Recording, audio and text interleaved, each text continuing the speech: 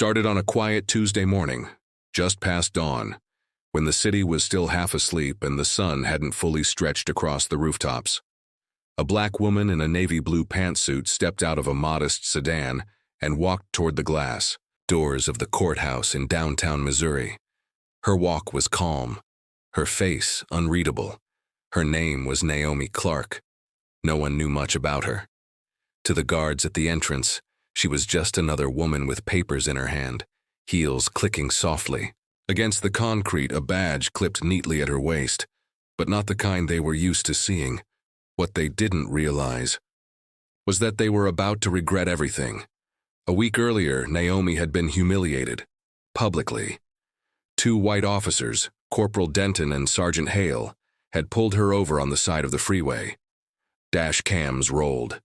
Their microphones were on. But none of that stopped what came next. They accused her of taking bribes, claimed they had proof. One of them even pulled a brown envelope from his jacket, waving it around like it was the Holy Grail. In front of onlookers, they shouted at her to get out of the car. They cuffed her hard, too, twisted her wrist on purpose, slammed her against the hood and dragged her to their cruiser like she was nothing more than a headline, waiting to happen. "She's been stealing from the department," one officer had barked at the small crowd that had gathered. "Fraud, bribery, obstruction. She's going away for a long time." Naomi said nothing. She didn't argue, didn't plead. She only looked at them with eyes that didn't blink. But now, back in that courthouse, those same officers were fidgeting in their dress uniforms in a narrow conference room, waiting for a disciplinary hearing to begin. And they had no idea who was about to walk in. Outside the courthouse, the city was waking up. Sirens in the distance, pigeons flapping past tall windows. And at a small cafe across the street, a teenage boy was offering his seat to a stranger.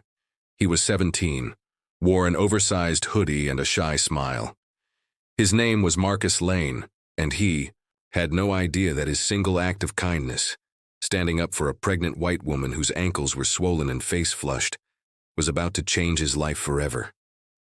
"Thank you," she whispered, gently lowering herself into the seat he gave up without hesitation. She reached into her purse, scribbled something on a small notepad, and slipped the paper into his hoodie pocket as the bus rumbled on. Marcus was too polite to look right away. He didn't even think about it, just nodded and stared out the window. Back inside the courthouse, Naomi finally stepped into the hearing room. Her walk was slow, steady, and when the officers saw her face, they froze. Mouths parted, eyes widened. The color drained from their cheeks like water slipping down a drain, because Naomi Clark wasn't just some woman who worked in the records department like they had assumed. She was FBI. Not just any agent either. She was one of the Bureau's top internal affairs investigators, assigned to uncover corruption within local law enforcement. Quietly, strategically. And she had been watching Denton and Hale for months. They had no idea. They thought they had framed her. But she was never the target. Naomi laid the files on the table with the kind of calm that makes people nervous. Photos, phone logs, body cam glitches, statements from officers who had retired early, evidence they thought had disappeared long ago. And as she sat down, slowly removing her sunglasses, neither officer could bring themselves to speak. Denton's hands trembled. Hale's lips moved, but no words came out. Outside the room, the hallway buzzed with reporters and murmurs, but the door remained shut. The truth was in the air, heavy and sharp like a thunderstorm waiting to break. And across the city, on a quiet city bus, Marcus finally reached into his pocket and pulled out the note the pregnant woman had left him. He unfolded the paper slowly. At first, it looked like just a few words in neat handwriting, but as he read it, his hands began to shake. And somewhere far away, Naomi's phone buzzed with a message from an unknown number. "He's the one you're looking for." But who was, and what did the note say? The truth hadn't even begun to unfold. Marcus sat still, gripping the folded piece of paper like it might catch fire in his hands. His mind raced. The woman had already gotten off the bus, waddling down the sidewalk toward the medical center. Near the corner, he watched her fade into the crowd. She didn't turn back, didn't say another word. But her message was clear. He read the note again, over and over. Same 7 words, written in tidy cursive with a firm underline. Your kindness will not go unseen. See, there was something about it. Like it wasn't just a thank you. It felt heavier than that. Like the note was part of something larger. Something Marcus didn't understand yet. His stomach twisted with confusion, but there was also something else stirring inside him. Curiosity. He had always kept to himself, kept his head down. He wasn't the kind of kid that drew attention, but now, someone had seen him, noticed him, and they left a mark. Across town, in that sealed courthouse room, Naomi watched the 2 officers squirm. She hadn't said a word in 5 minutes. Just sat there, slowly flipping through files as if she had all the time in the world. And she did. But Denton and Hale? Time was running out for them, and they knew it. She finally broke the silence. "Corporal Denton," she said, her voice calm, even polite. "Do you remember March 2nd, the traffic stop on East Bell Avenue, the woman in the green hatchback?" He didn't answer. She slid a photo across the table. It was grainy but clear enough. The woman's eyes were bruised, her lips swollen. "You said she resisted. You said she threatened you. Your report claimed she had narcotics, but there were no narcotics, were there?" Hale opened his mouth to interrupt, but Naomi raised her hand slightly. He stopped like someone had cut his voice with a switch. She leaned forward. "There were no drugs, there was no threat, and the woman? She filed a complaint. Do you know where that complaint ended up?" Silence. "In my hands," Naomi whispered. The room got colder. What Naomi hadn't told them was that she had once been that woman, not the one in the photo. But in another life, she'd been the black woman on the side of the road with an officer's knee pressed into her back. Long before the badge, long before the bureau. That experience had shaped her. Cut deep enough to stay with her through every academy test, every cold case file, every promotion. That was why she never blinked when she stared down men like Denton and Hale.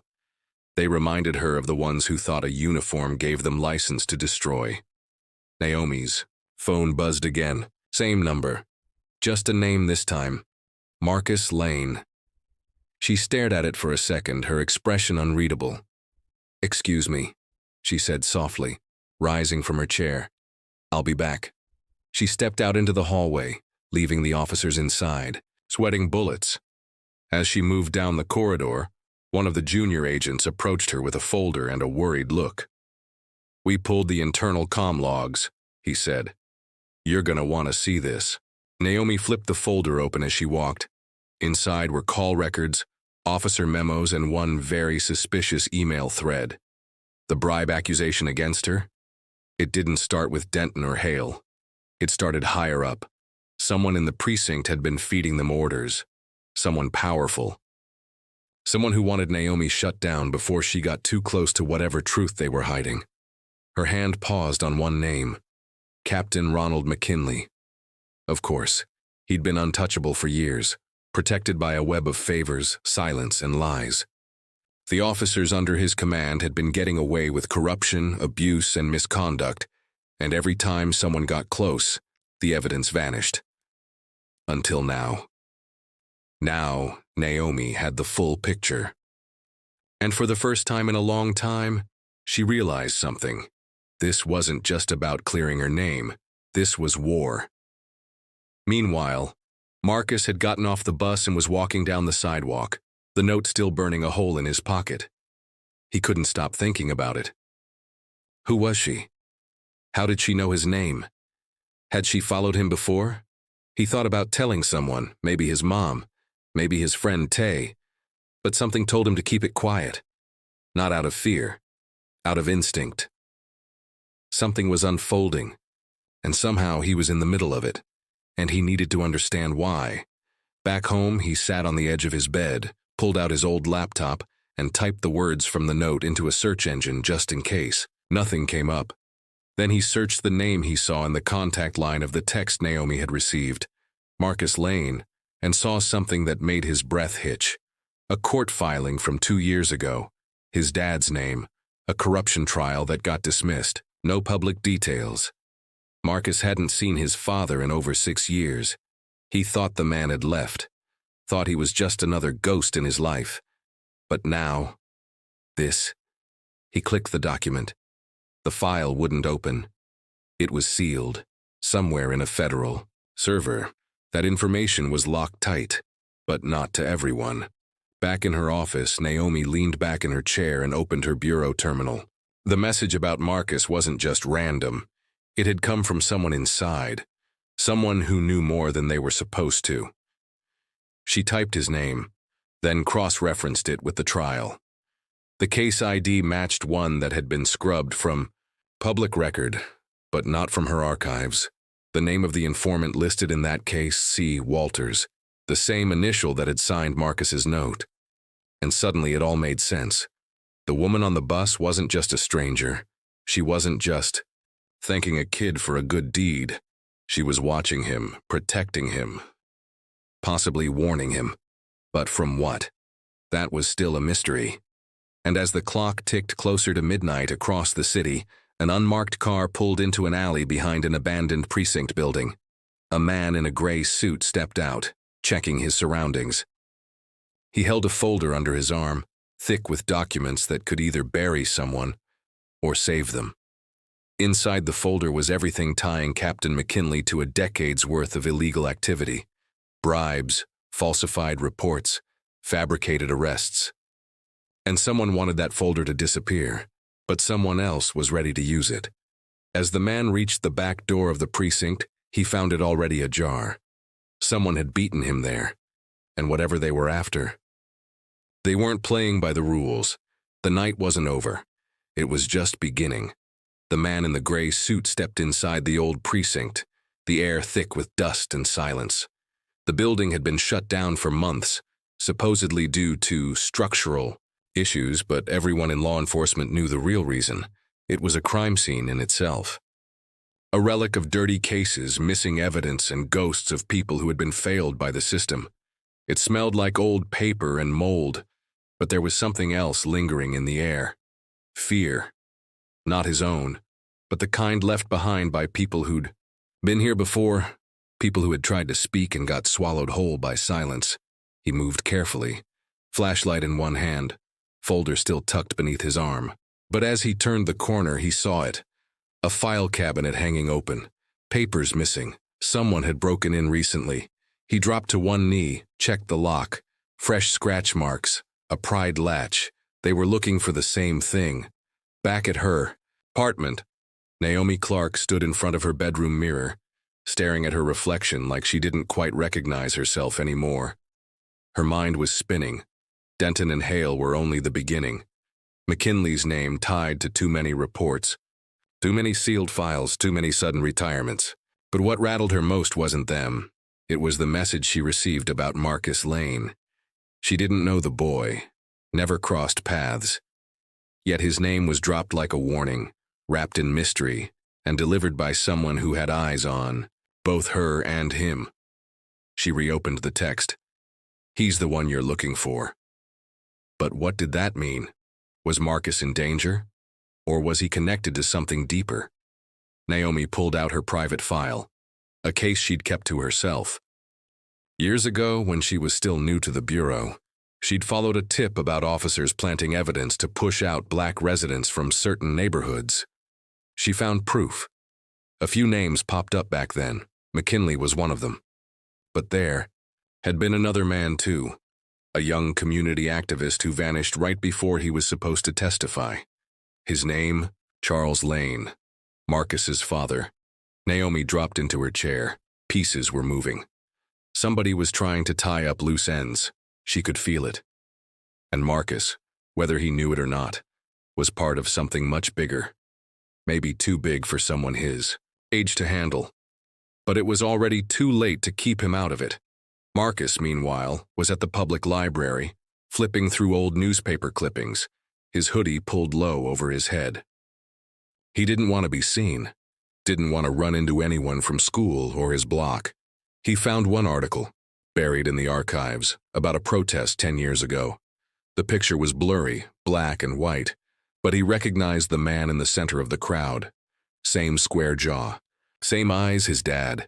Under the photo, the caption read, Charles Lane, community leader, arrested during protest against police corruption in North Hill. Marcus leaned back, swallowing hard. He remembered that name. North Hill. That's where he'd lived as a little kid, before everything changed. Before the police showed up at their door that night, shouting and dragging his father away in front of the neighbors. His mother never talked about it. She always said, he left, that's it. But now Marcus knew she had been protecting him, not from his father, but from the truth. What if his dad didn't just leave?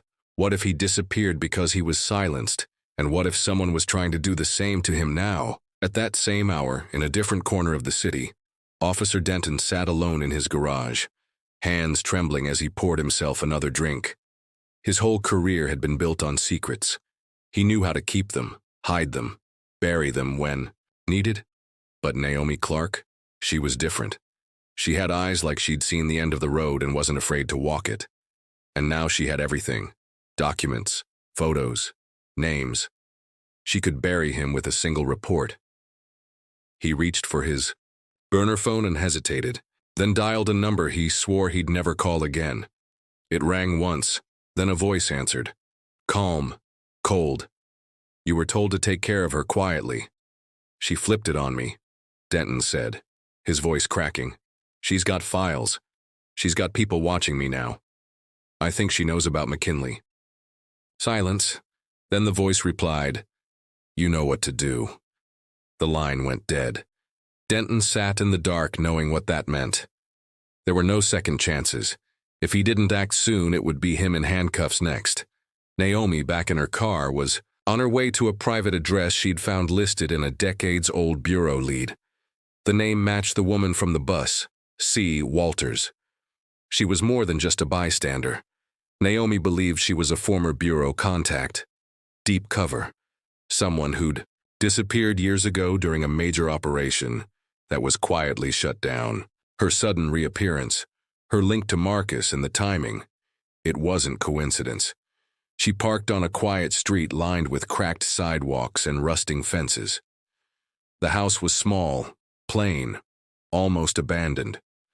But when she knocked, the door creaked, open before she touched it. Inside, it was dark. A lamp glowed in the back corner next to a small woman sitting in a rocking chair. Her silver hair was tied back and her face was worn with time, but her eyes were sharp. You finally found me, the woman said. Naomi stepped in slowly. See Walters? The woman nodded. Why Marcus? Naomi asked. Why now? The woman leaned forward, voice low. Because they're coming for him, same way they came for his father. You think McKinley's working alone? No. There are people above him, federal, even political. Your investigation poked the wrong side of the beehive, and the only one who can help you crack it open is the boy. Naomi's breath caught. But he's just a teenager. The woman shook her head slowly. He's more than that. He carries the key. His father gave it to him years ago. He just doesn't know it yet. Naomi stood still. The words hit her, like a wave. Marcus wasn't just part of this story. He was the story. And somewhere in the heart of the city, someone else had just figured that out too. Someone dangerous, and they weren't going to wait much longer.